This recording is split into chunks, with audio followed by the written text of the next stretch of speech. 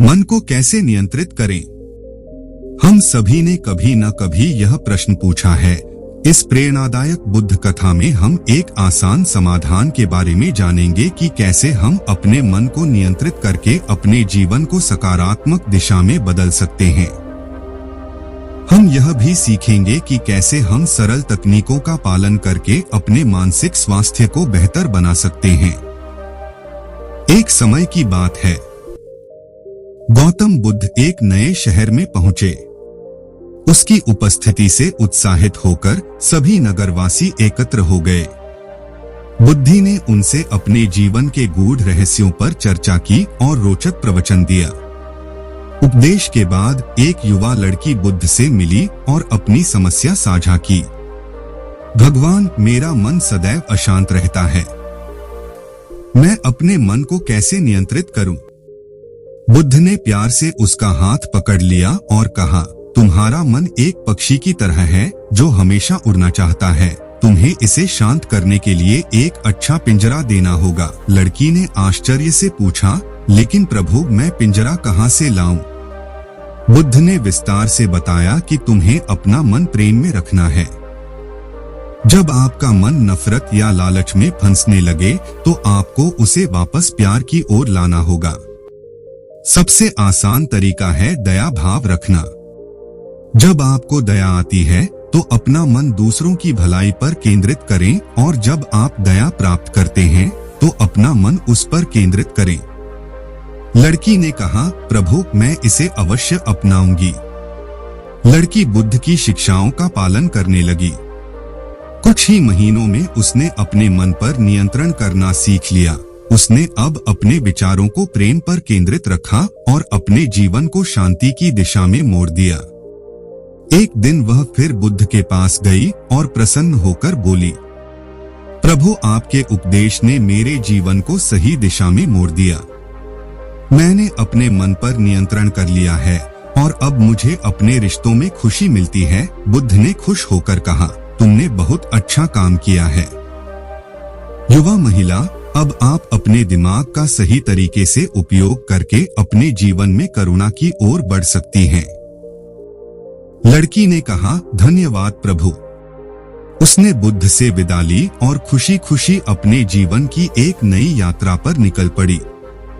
उन्होंने अपने दिल से प्यार करके अपने रिश्तों को खूबसूरत और स्थायी बनाया और सुखी और शांतिपूर्ण जीवन की ओर आगे बढ़े। इस कहानी से हमें यह सीख मिलती है कि मन पर नियंत्रण रखना एक महान सीख है जो हमें अपने जीवन को सकारात्मक बनाने में मदद कर सकती है। मन को नियंत्रित करने के लिए हमें ध्यान और शक्ति की आवश्यकता होती है। जब हम अपने मन को सांस लेने पर ध्यान केंद्रित करते हैं तो हम अपनी इच्छा शक्ति से इसे जीवन दे सकते हैं। इस प्रकार हम अपने जीवन को पूर्णता की ओर ले जा सकते हैं।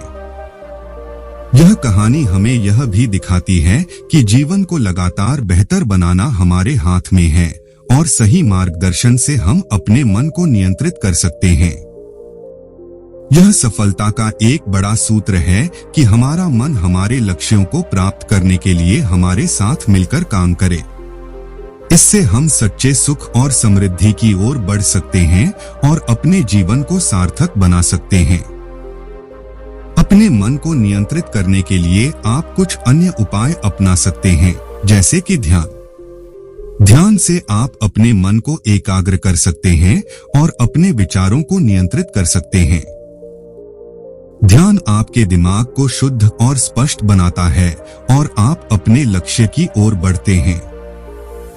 ध्यान करने के लिए हर दिन कुछ समय निकालें और किसी शांत और साफ जगह पर बैठें। अपनी सांसों को ध्यान से देखें और अपने दिमाग को वर्तमान में रखें। यदि आपका मन भटकता है तो उसे वापस सांस पर ले आएं। इस प्रक्रिया को कुछ मिनट तक दोहराएं। आप चाहें तो किसी ध्वनि या मंत्र का भी प्रयोग कर सकते हैं। अपने काम से प्यार करो। अगर आप अपने काम से प्यार करते हैं तो आपका मन उसी में लगा रहेगा।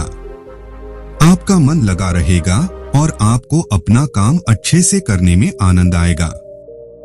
अपने काम को एक चुनौती या अवसर के रूप में देखें और अपनी क्षमता को बढ़ाने का प्रयास करें। अपने काम में रचनात्मकता और उत्साह लाएं और अपने काम के परिणामों से संतुष्ट रहें। अपने विचारों पर ध्यान दें। अपने मन को नियंत्रित करने के लिए आपको अपने विचारों को जानना और समझना होगा। अपने विचारों को लिखें या बोलें और उनका विश्लेषण करें। अपने विचारों को सकारात्मक और नकारात्मक के रूप में वर्गीकृत करें और अपने नकारात्मक विचारों को बदलने के तरीके खोजें।